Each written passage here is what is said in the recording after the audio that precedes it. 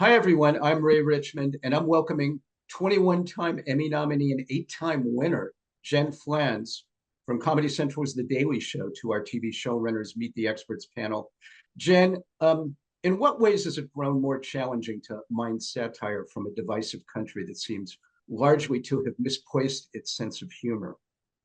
Yeah, it's definitely harder than it used to be to tell jokes in general. There's a lot of sensitivities. Everything is very polarized. So you just have to kind of call out hypocrisy where you see it, and remember that the main goal of this show is to make people laugh, to inform them, but to also, make it funny. And I think that when you remember that that's the main goal, like sometimes you're going to go out there and people are going to ooh, and we have a live audience, so you feel it right away.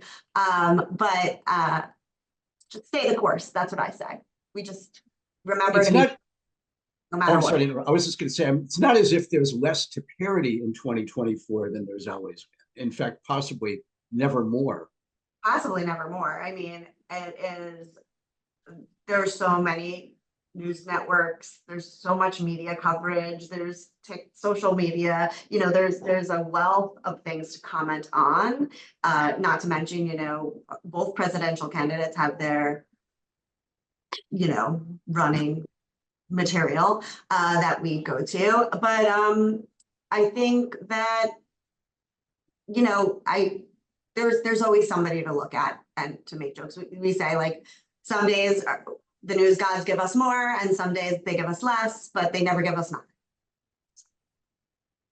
Do you look forward to the day when the name Donald Trump isn't uttered every hour? And how does his ongoing presence in our lives commandeer the satire cycle?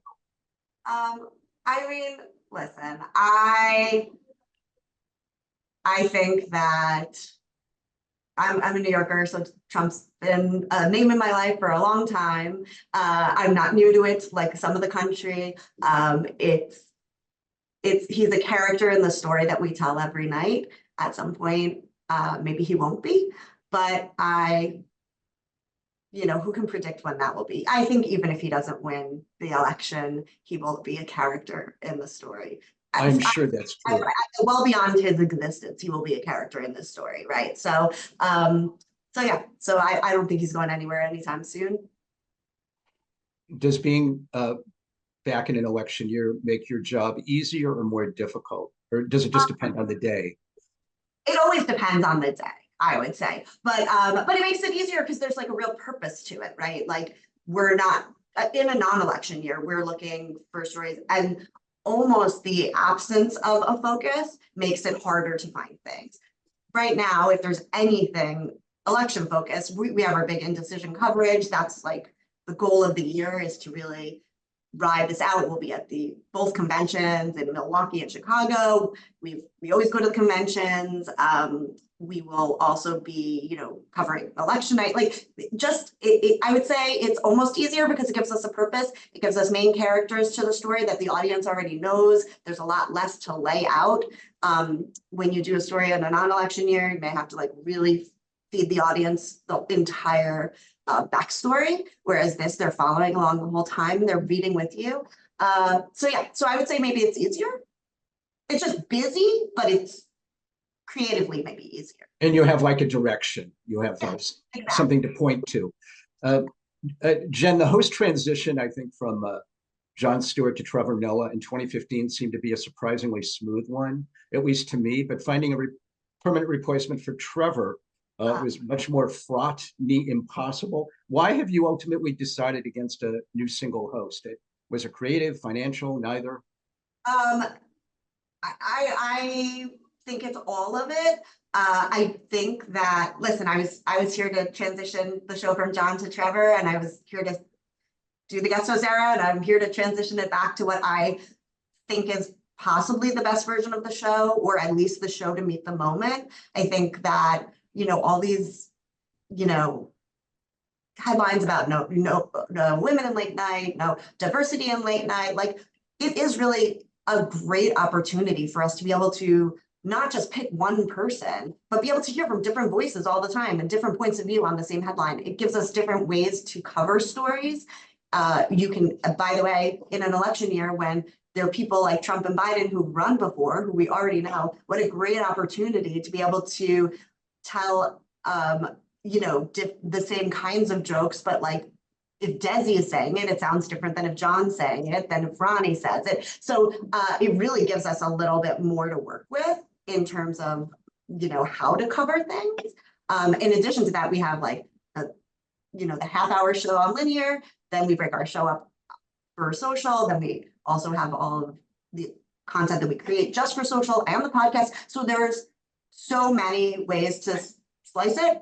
And having all the different voices really has always helped the Daily Show, I would say. We've always had correspondence and been able to filter stories through different points of view, but having them at the desk and having that authority over those stories just gives us more opportunity. And I don't know, I love it creatively. It's really fun. So it doesn't feel like you're in flux. It feels like this is just the new reality. Yeah, exactly. The second we started back up, I said to all of the hosts, this is just what it is now. Like, let's just go from here. Not every night needs to be, you know, an audition for who's the next host. It's not that. This is how we're covering the election. And immediately everyone was like, sigh of relief. This is fun. Let's do it. And honestly, it's a lot of, it's a mental burden to carry a show like this. You know, we tape over 100 episodes a year. We're in front of a live audience. It's political. You can get picked apart on social media. Don't read the comment section, you know, and to be able to share that burden, you know, amongst a few people is nice. And they can commiserate together, and God forbid one of them gets sick or their kid gets, you know, there's Jordan needs to go to Russia to shoot a special. Well, then we make sure that, you know, he's not hosting that week, somebody else is. Yeah. It's a really nice flexibility that we've now built into the desk. And now, and being able to have that flexibility has allowed you to bring Jon Stewart back part-time. Yep. Are you trying to, how great has it been to have him back? It's been great. I mean, listen, like I've been here for over 27 years. So I started before Jon. I started with Craig Kilborn, but Jon was my mentor. I learned so much from him. I worked with him for 16 years. I absolutely loved him. When he left, I was like, oh my God, like, what am my shorthand is with Jon Stewart. That's the person that I know how to produce his show. What am I going to do? And I quickly learned Trevor, and I obviously loved working with him as well. But having Jon come back and already having that shorthand is just like, what a leg up, you know? Plus the other hosts who have been here for the last 7 or 8 years, I have a shorthand with them too. So just not having a complete overhaul of talent has been so nice. And listen, Jon's right. The kids say the GOAT. He's the best to ever do it. He's so freaking good. The second the lights came up in that first rehearsal with him, I was like, oh yeah, this guy is exactly where he's supposed to be.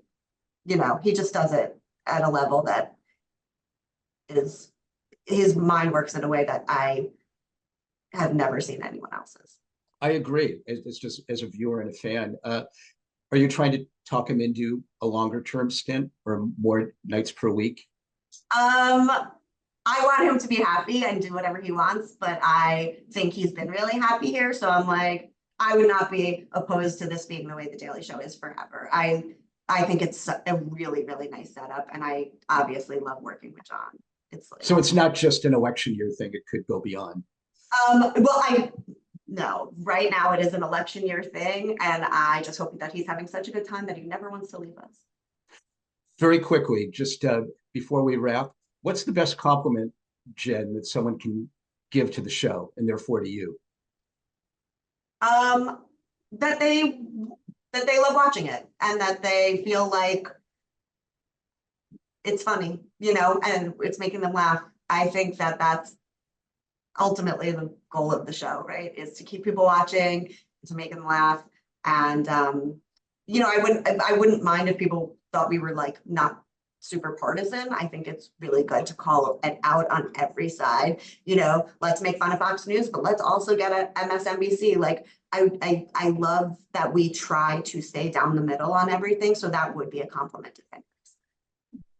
We're going to wrap things there. The Daily Show airs on Comedy Central and streams over Paramount Plus. Jen Flanz, best of luck to you this Emmy season, and thanks for joining us at Gold Derby. Thanks so much.